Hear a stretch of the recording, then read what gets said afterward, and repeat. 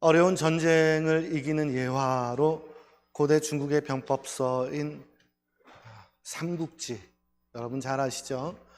이 삼국지에는 여러 전투와 대규모의 전쟁이 나오는데 그 중에서도 적벽대전, 여러분들이 잘 아실 거예요.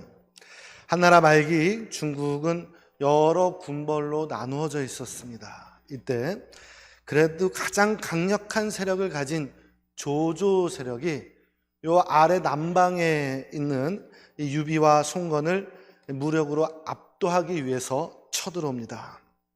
조조는 80만 대군을 끌고 이제 남쪽으로 진격을 해요.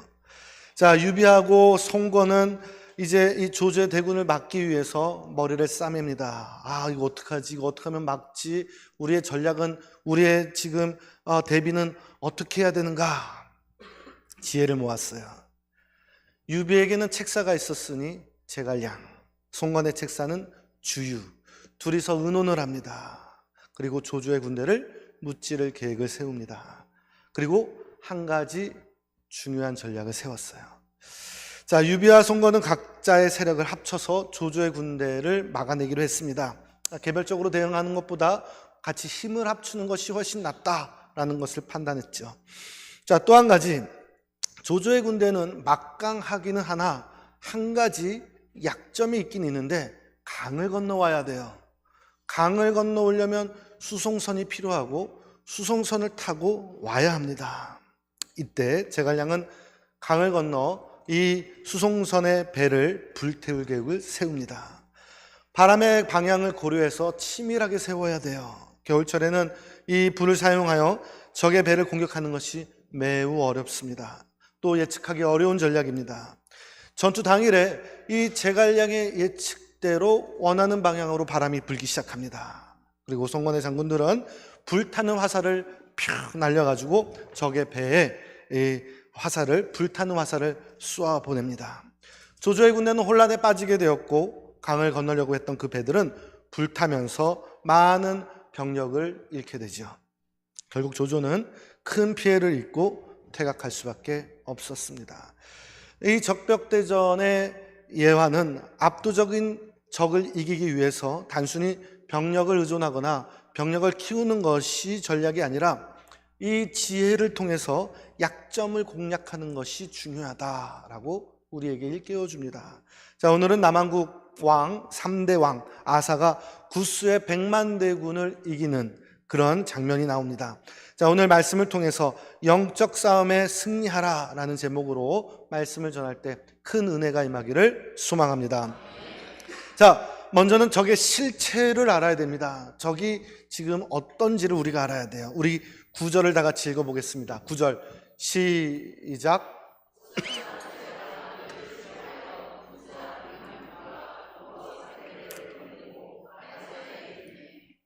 아사 임금은 남유다의 3대 왕입니다.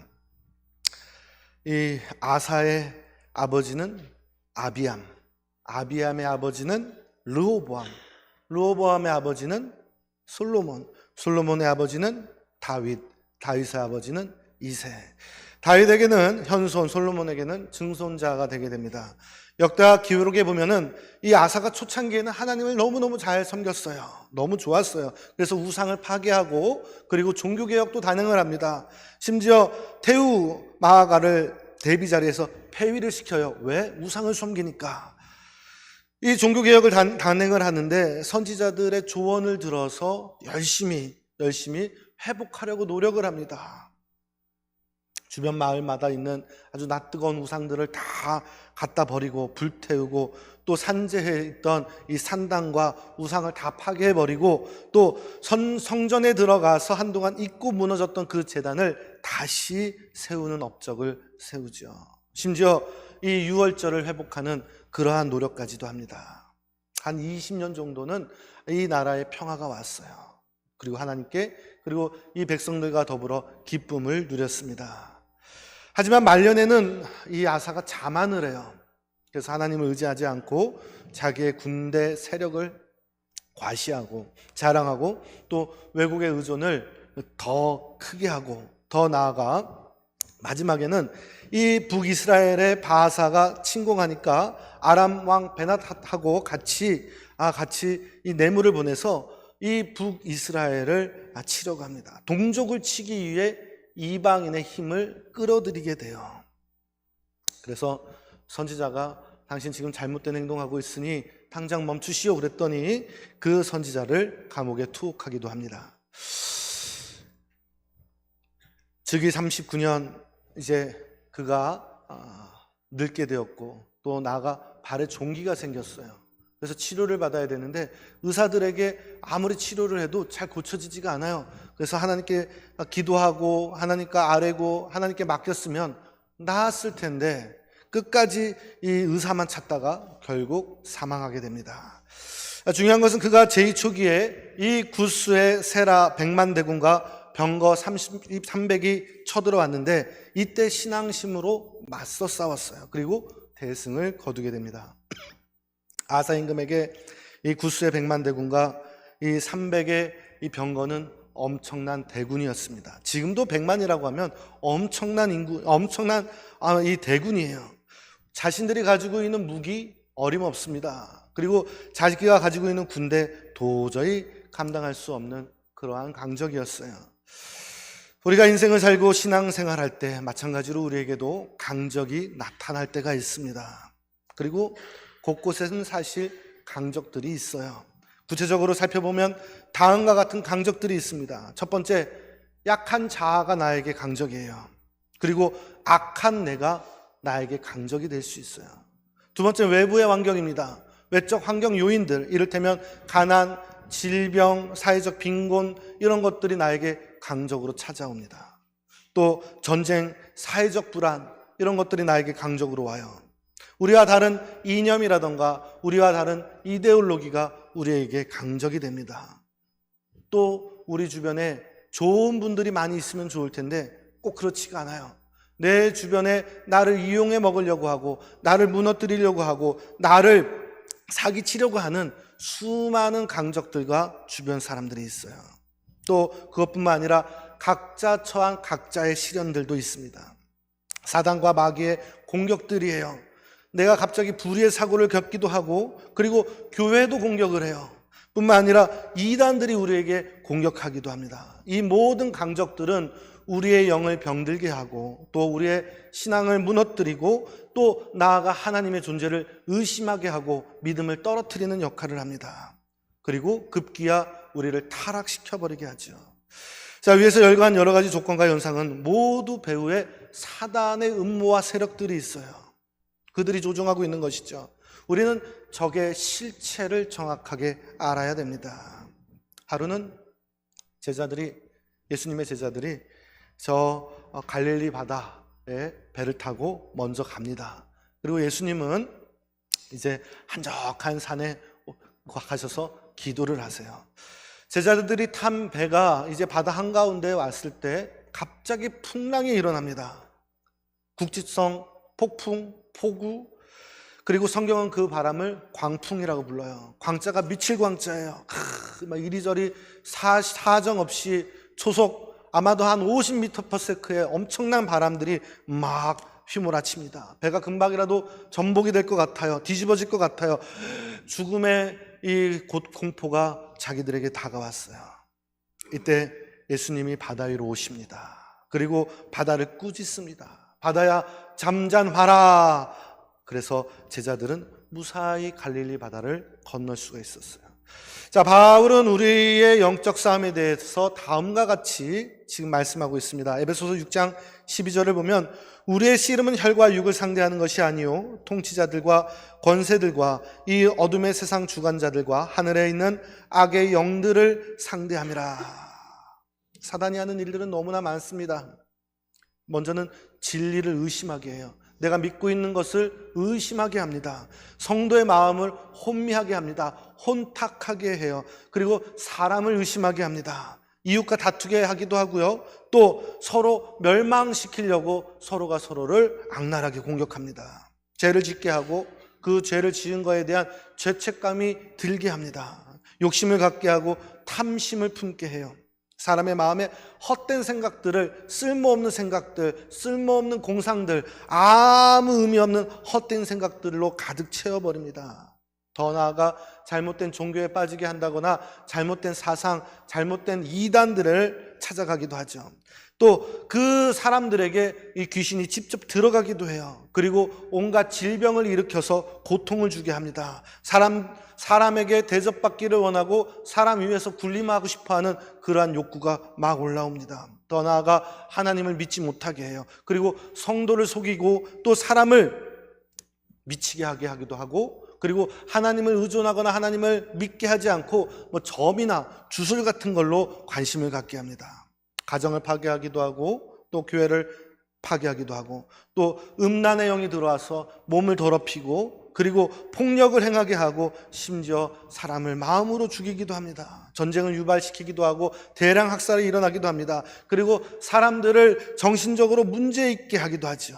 그리고 누군가를 비난하기도 하고 정죄하기도 하고, 이렇게 해서 사람을 타락시켜요. 자신이 하나님 자리에 앉게 하려고 합니다. 성도를 시험하는 것이죠. 제가 말한 이 모든 열거의 내용 말고도 아직 더 많이 있습니다. 제가 말씀드린 건 아주 빙산의 일각이에요. 사단의 정체는 너무너무 무섭습니다. 남유다를 공격한 이 구스는요, 이 사단의 모형이에요. 우리는 대적을 정확하게 알고 대적의 실체를 바로 알고 그래서 싸울 수 있는 능력을 배양해야 됩니다. 우리 모두 능력 있는 그리스도인들이 될 수 있기를 주님의 이름으로 축원합니다. 자, 영적인 전쟁에서 이기려면 상대가 누군지 알아야 된다고 했습니다. 그 상대가 누구라고요? 사단, 마귀라고 그랬습니다. 자, 그렇다면 이 영적인 싸움에서 우리가 이기려면 다음 어떻게 해야 될까요? 우리 11절을 읽어보겠습니다. 11절 시작.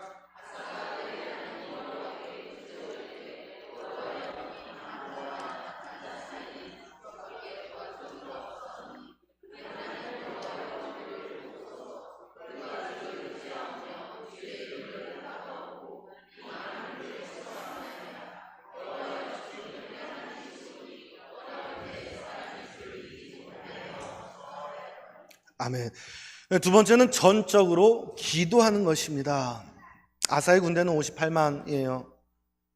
남유다가 유다 지파에서는 30만을 징집을 했고 베냐민 지파에서는 28만 명을 징집을 합니다. 구스의 군대는 100만 명, 병거는 300, 엄청나죠. 적군과 아군 비율로 따져보면 약 2대1입니다. 이스라엘 적군과 비교하면 상대적으로 열세예요.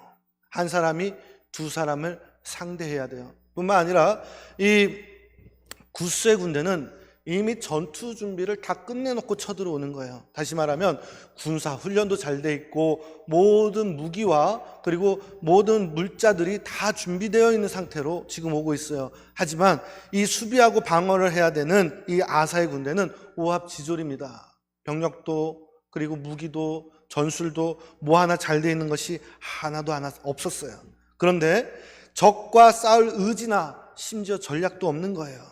이때 아사가 하나님께 고백을 합니다. 하나님, 저는 하나님밖에 의지할 힘이 없습니다. 저는 오로지 하나님만 의지하겠습니다. 하나님, 이 문제를 하나님께 아뢰니다. 우리의 문제 또 하나님을 의지하오니 이 문제를 해결하여 주옵소서. 이러한 심정으로 기도를 해요. 그 고백은 매우 간절했던 기도입니다. 자, 바울은 고린도후서 10장 4절에 보면 우리의 싸우는 무기는 육신에 속한 것이 아니요 오직 하나님 앞에서 견고한 진을 파는 강력이라 라고 말씀하고 있습니다.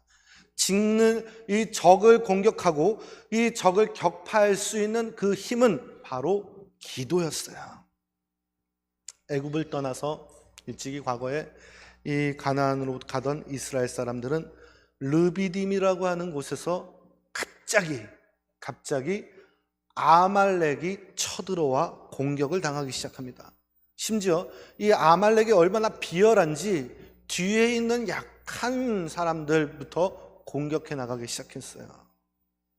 자, 여호수아가 급히 군대를 만들어서 이제 나가 아말렉과 싸웁니다. 처음 겪는 전쟁이었어요. 이스라엘 군대가 밀리기 시작을 합니다. 모세가 다급했어요. 산으로 올라갑니다. 전쟁 상황을 지켜보면서 하나님께 두 손을 번쩍 들어서 기도합니다. 놀라운 현상이 일어났어요. 두 손을 높이 들고 기도를 하면 전쟁에서 승리를 해요. 이스라엘이 아멜렉 족속들을 막 무찌르기 시작합니다. 그런데 팔을 오래 들고 있으면 팔이 무겁잖아요. 팔이 무거워서 팔이 내려가면 전쟁에 지는 거예요. 이런 장면이 계속 반복이 됩니다. 이를 지켜봤던 아론과 훌이 어떻게 해요? 돌을 가져다가 이 모세를 그 위에 앉히게 하고 양팔을 양쪽에서 잡아줍니다. 그래서 그 팔이 떨어지지 않고 지속적으로 기도하게 하여서 전쟁을 승리로 이끈 것입니다. 이것이 바로 기도의 힘입니다. 오랫동안 교회 방문이 뜸했던 한 청년이 있었어요. 이 청년이 어느 날 눈에 좀 문제가 있어서 안과에 찾아갑니다. 정밀 진찰을 한 의사가 긴장된 표정으로 눈에 지금 아주 무서운 독이 있습니다. 이거 아마 치료하려면 분명 실명이 옵니다. 라고 이제 아주 절망적인 이야기를 합니다. 이 청년이 마음에 슬픔이 찾아왔어요. 그리고 이 마음의 번민과 그리고 아픔 그리고 절망 가운데 몸부림치고 있었습니다. 이때 교회 친구가 찾아왔어요. 친구, 우리 교회 가가지고 기도해보자. 우리 한번 교회 한번 가보자. 하나님 앞에 한번 매달려봐. 그랬더니 이 친구가 교회를 갔어요. 뭐 절망적인 상황에 지금 하나님 앞에 지금 지푸라기 짚는 심정으로 기도라도 해봐야겠다라는 마음으로 교회에 왔습니다. 자, 교회에 오긴 와서 기도는 하긴 하는데 마음 한켠에는 염치가 없었어요. 내가 예수 믿으라고 할 때는 끄떡도 안 하고 그냥 나 잘났다고 살았는데 내가 지금 눈이 멀게 될 거라고 하니까 내가 좀 어떻게 살려달라고 하나님 앞에 나온 자기 자신이 부끄러웠던 거예요. 먼저는 그가 완악했던 자신의 마음부터 회개하기 시작합니다. 그랬더니 기도의 문이 열리기 시작했어요. 회개를 하고 자신의 부끄러웠던 그리고 그동안 하나님을 믿지 않은 것들을 회개했더니 기도의 문이 열리면서 기도가 막 홍수처럼 쏟아져 나옵니다. 모든 죄가 막 나오면서 철저하게 모든 죄를 고백하기 시작했어요. 그는 울면서 기도합니다. 계속 하염없는 눈물이 났어요. 눈물이 얼마나 나는지 눈이 탱탱 부을 정도로 눈물이 흘러내렸습니다. 며칠이 지나고 이제 모든 걸 주님께 맡기겠다. 모든 결정 그리고 모든 결과는 하나님께 맡기겠다. 이러한 심정으로 이제 병원에 갑니다. 자, 의사 선생님이 수술을 하기 전에 마지막으로 상태를 체크하기 위해서 다시 한번 진찰을 해보겠습니다 하고 이제 눈을 이렇게 조사를 했더니 의사가 깜짝 놀라는 거예요. 눈의 안에 있는 독균이 다 사라졌습니다. 수술 안 해도 되겠는데요? 라는 것이었어요. 그 뜨거운 회개의 눈물이 결국 이 눈을 고치게 한 것이고 그 역사하심에 하나님이 있음을 믿으시기를 바랍니다. 하나님이 기적을 일으켜 주셨던 거예요. 동시에 이 친구는 예수님을 구주로 영접하고 그리고 구원을 받게 됩니다. 빌립보서 4장 6절에서 7절에 보면 아무것도 염려하지 말고 오직 모든 일에 기도와 간구로 너희 구할 것을 감사함으로 하나님께 아뢰라 라고 말씀하고 있습니다. 그리하면 모든 지각에 뛰어나신 하나님의 평강이 그리스도 예수 안에서 너희 마음과 생각을 지키시리라. 기도하면 우리 지켜주신다는 것이죠. 사랑하는 성도 여러분, 영적 싸움에서 승리할 수 있는 비결은 바로 기도라는 것 믿으시고 기도로 승리하기를 축원합니다. 자, 두 번째 주제는 기도였습니다. 그러면 영적 싸움의 승리의 세 번째 비결 무엇일까요? 그것은 바로 하나님이 승리를 주신다. 하나님의 승리를 확신하는 것입니다. 우리 12절을 다 같이 읽어보겠습니다. 시작.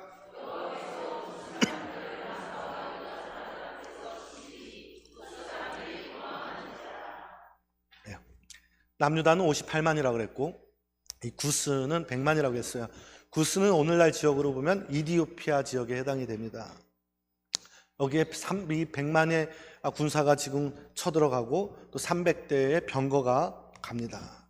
그런데 붙었는데 지금 이스라엘 앞에서 이 100만 대군이 혼비백산하여 도망가기 시작합니다. 12절을 자세히 보세요. 남유다의 군대가 적을 무찌른 게 아니에요. 여호와께서 적을 무찔러 주셨습니다. 여호와께서 구스 사람들을 아사와 유다 사람들 앞에서 치시니 구스 사람들이 도망하는지라. 하나님이 먼저 앞서 쳐주시는 거예요. 그날 전쟁은 하나님의 승리였습니다. 여호와의 승리였어요. 전적으로 하나님이 개입한 전쟁이었습니다. 성경에 등장하는 모든 기적은 하나님의 간섭, 하나님의 일하심, 하나님의 역사하심, 또 하나님의 직접적 개입입니다. 남유다 왕 보면 히스기야라고 하는 왕이 있어요. 13대 왕입니다. 25살 일찍 이제 왕이 됐어요. 그가 재직하던 시대에 아수르의 사네비립이라고 하는 사람이 예루살렘 성을 포위합니다. 예루살렘 성을 두고 애둘러 싸워서 지금 다 성을 포위했어요. 이 예루살렘 성의 안에 있는 사람들은 지금 고립된 상태고 갇혀있는 상태입니다. 모두 죽게 생겼어요. 이때 히스기야가 성전에 들어가서 목 놓아 펑펑 울면서 하나님 앞에 매달려 기도합니다. 하나님 살려주세요. 우리 민족을 살려주시고 우리 민족을 살려주시고 우리 백성들을 살려주시고 우리나라 지켜주세요. 이대로는 우리 다 죽습니다. 우리 지금 너무너무 위급합니다. 살려주세요. 그랬더니 그날 밤에 여호와가 아수르의 군대를 쳤습니다. 하룻밤에 아수르 군대 몇만이 다 죽었죠? 18만 5천 명이 그 자리에서 송장이 되었습니다. 사실 사람은요, 신뢰의 대상이 될 수가 없습니다. 사람은 인간 기본적으로 배신하게 되어 있어요. 100% 믿어서는 안 돼요.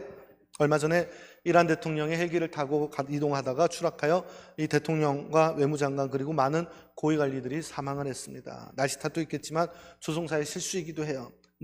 또 이 우리나라의 과거에 보면은 IMF가 찾아왔죠. 여러 어려움들이 왔습니다. 국민과 이 정부가 3년 내내 고통을 겪었어요. 대그룹이 여러 개가 파산을 했습니다. 수많은 회사가 부도가 났어요. 셀 수 없는 수많은 가정들이 파괴되었습니다. 더 나가서 그냥 더 이상 어떻게 할 수 없겠다, 그냥 이 자신의 삶을 포기해서 그냥 한강 다리로 올라가신 사람들도 많이 있습니다. 대통령의 실수도 있고 국가의 정부의 실수도 있지만 그렇다고 그들의 다 책임이 다냐? 그렇지도 않아요. 이런 것들을 종합적으로 살펴보면 인간에게는 한계가 있다는 것을 우리가 알아야 돼요. 우리는 우리 자신도 믿을 수가 없어요. 나도 나를 믿을 수가 없어요. 부모님, 당연히 부모님이니까 100% 믿어야지. 하지만 완벽하게 믿을 수 있는 대상은 아니에요. 부모가 전지전능한 사람이 아니기 때문이죠. 회장님도 믿을 수 없고 사장님도 믿을 수 없고 육군 참모총장도 믿을 수가 없습니다. 돈 많은 부자를 믿을 수도 없어요. 절친 언제 어떻게 될지 모릅니다. 우리가 전적으로 100% 완벽하게 신뢰하고 믿을 대상은 오직 우리 주 하나님인 줄 믿으시기를 바랍니다. 그분은 우리를 대신 싸워주세요. 우리의 문제를 대신 해결해 주세요. 그분만이 우리를 유일하게 완벽하게 도와주실 분이라는 것을 믿으시기를 바랍니다. 그분이 우리의 삶을 책임져 주세요. 우리의 형편 이미 다 알고 계시고 우리를 이미 일찍이 죽음으로부터 구원한 구세주이시고 우리를 영원한 천국으로 데려가 주실 분이시기도 합니다. 그리고 우리가 이 땅에 살면서 온갖 좋은 것들로 행복하게, 그리고 우리의 필요를 아시고 다 채워주시는 분인 줄 믿으시기를 바랍니다. 그래서 우리는 여호와 하나님 한 분을 신뢰하고 의지해야 돼요. 로마서 8장 37절에 보면 이 모든 일에 우리를 사랑하시는 이로 말미암아 우리가 어떻게 이기냐면 넉넉히 이기느니라 라고 말씀하고 있습니다. 환난, 우리 앞에 닥쳐진 가난, 우리 앞에 닥쳐진 기근, 핍박, 내가 가지고 있는 질병, 이런 거 다 하나님이 고쳐주신다고 확신하시기를 바랍니다. 무엇보다도 우리의 대적인 사단 마귀를 무찔러 주시는 줄 믿으시기를 바랍니다. 이 세상에 우리가 이기지 못할 대상은 없어요. 모든 것을 이길 수 있어요. 여호와 하나님이 내 편이기 때문입니다. 자, 우리가 살아가는 이 세상은 모든 것이 불확실해요. 우리의 건강이 지금 건강해도 내년에 어떻게 될지 몰라요.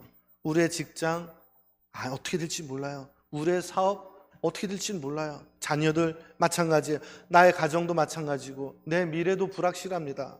국가도 마찬가지죠. 또 내가 꿈꾸고 이루고자 하는 것들까지도 다 모든 것이 불확실해요. 뭐 하나 100% 완벽하게 보장받고 보장되는 것이 없어요. 어떤 일이 일어날지, 1년 후에 어떤 일이 일어날지, 10년 후에 어떤 모습으로 살아가게 될지 아무도 모릅니다.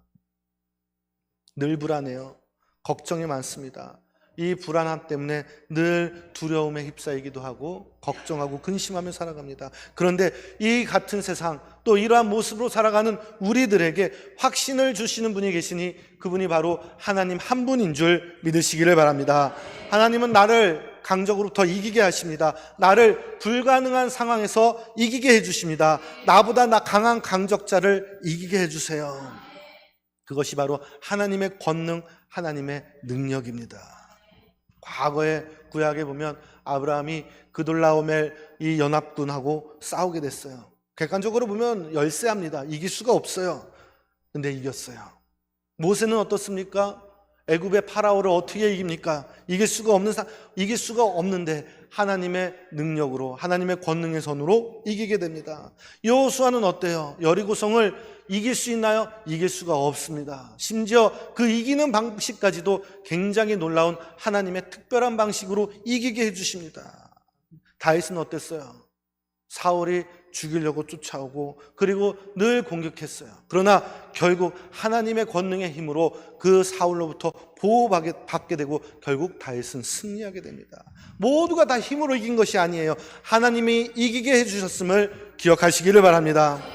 여러분들이 상대하고 있는 대상이 무엇입니까? 물질, 돈, 사업, 경쟁자, 또는 직장 상사, 혹은 내가 가지고 있는 질병, 무서운 병, 사단 마귀, 두려워하지 말길 바랍니다. 확신을 가지시길 바랍니다. 하나님이 나를 돕고 있다라고 하는 이 사실 하나를 100% 확신하시기를 바랍니다. 조금 더 의심하지 않기를 바랍니다. 마가복음 9장 23절 우리가 잘 아는 구절이에요. 할 수 있거든이 무슨 말이냐? 믿는 자에게 능치 못함이 없느니라 라고 말씀하고 있습니다. 확신에 찬 삶을 살 수 있기를 바랍니다. 영적 싸움에서 우리는 반드시 이기고 이겨야 되고 이길 수 있음을 믿으시기를 바랍니다. 우리는 이미 구원을 받아놓고 믿습니다. 우리는 이미 기도 응답을 받아놓고 기도하고 있습니다. 의심 없이 살아갈 수 있기를 축원합니다. 말씀을 맺습니다. 오늘 우리는 이 아사 왕의 이야기를 통해서 영적 싸움에 승리하는 방법을 알게 되었습니다. 적의 실체를 직시하시고 하나님의 능력을 의지하면서 기도로 나아가십시오. 그리고 하나님이 반드시 승리를 나에게 주신다라고 하는 그 확신을 가지십시오. 그러면 우리는 승리하게 될 줄 믿습니다. 이 모든 원칙들을 우리 마음에 새기고 하나님의 도우심을 의지하여 우리의 영적 싸움에서 승리하는 성도들이 될 수 있기를 주님의 이름으로 축원합니다.